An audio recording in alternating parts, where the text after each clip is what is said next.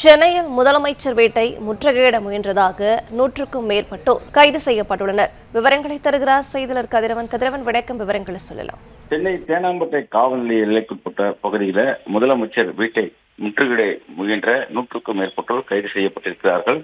தற்போது அவர்கள் அனைவரும் பழைய காவல் நிலையம் அருகேக்கூடிய முத்தையா மண்டபத்துல தங்க வைக்கப்பட்டிருக்கிறார்கள். பேருந்து மூலம் அழைத்து செல்லப்பட்டு அங்கு தங்க வைக்கப்பட்டிருக்கிறார்கள். இவர்கள் அனைவருமே ஈரோடு மாவட்டம் அந்தியூர் அடுத்த செஞ்சிவாடி கிராமத்தை சேர்ந்தவர்கள் என்றும் அங்கிருக்கக்கூடிய விவசாய நிலங்களை தனிநபர் ஒருவர் ஆளுங்கட்சி உதவியுடன் ஆக்கிரமிப்பு செய்து வருவதாகவும் இதை குறித்து பல முறை மாவட்ட ஆட்சியர் உள்ளிட்ட பல அதிகாரிகளிடம் புகார் மனு கொடுத்தும் எந்தவிதமான நடவடிக்கைகள் எடுக்கப்படவில்லை என்று கூறி ஆண்கள் பெண்கள் என 100க்கும் மேற்பட்டோர் முதல்வர் இல்லத்தை நோக்கி சென்று அங்கு அவர்கள் அந்த இடத்துல அமர்ந்து போராட்டத்தில் ஈடுபட்டதாகவும் 1வது பாயிண்டில் வைத்து இவர்கள் அனைவரும் கைது செய்யப்பட்டு தற்போது பேருந்துகள் மூலமாக இந்த முத்தையா மண்டபத்தில் தங்க வைக்கப்பட்டிருப்பதாகவும் தெரிவிக்கப்பட்டிருக்கிறது.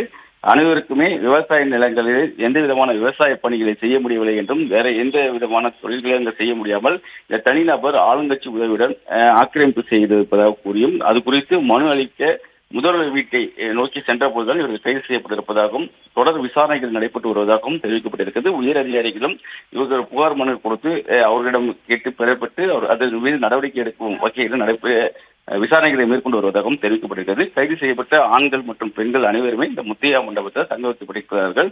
அதிகாரிகளே பேருந்து மூலமாக இங்கு வந்து அவர்கள் தனித்தனியாக வந்து ஒன்று கூடி போராட்டத்தில் முற்றுகையிட முயன்றதாகவும் அவர்கள் அனைவருமே தடுத்து நிறுத்தப்பட்டு தற்போது கைது செய்யப்பட்டிருப்பதாகவும் தெரிவிக்கப்பட்டிருக்கிறது.